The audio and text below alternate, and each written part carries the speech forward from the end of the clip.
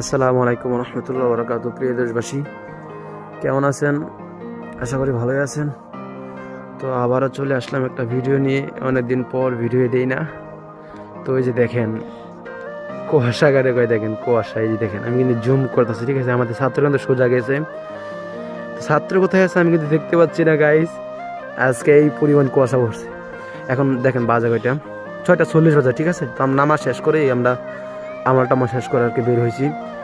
তো এখন দেখেন এই যে পোলাপান কিন্তু বের হইবে, দেখেন দেখেন গাইজ কি অবস্থা। সবাই আমাদের জন্য দোয়া করবেন, আর অনেক ঠান্ডা পড়ছে।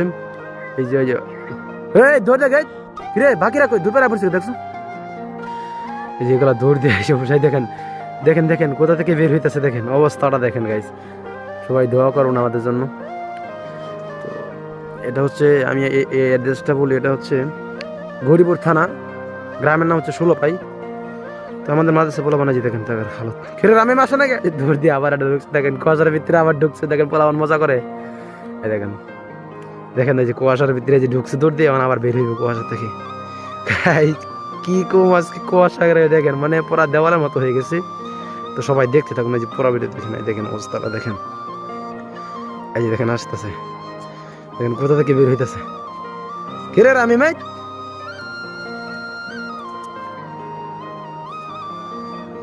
আজকে কুয়াশা অনেক পড়ছে না?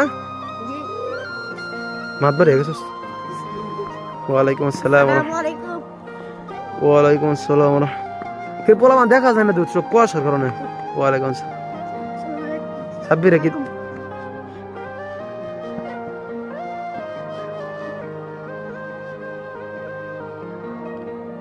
ওটা সালোয়া বেটা দেখা যায় না তোরা রে? ওটা খালি কাল্লাটা দেখা যায়, পোশাক দিয়ে দেখা কিছু দেখা যায় না। কুয়াশা কেসকে বেশি পড়ছে না? ছাত্র তো কমে না পারছে নাকি রে?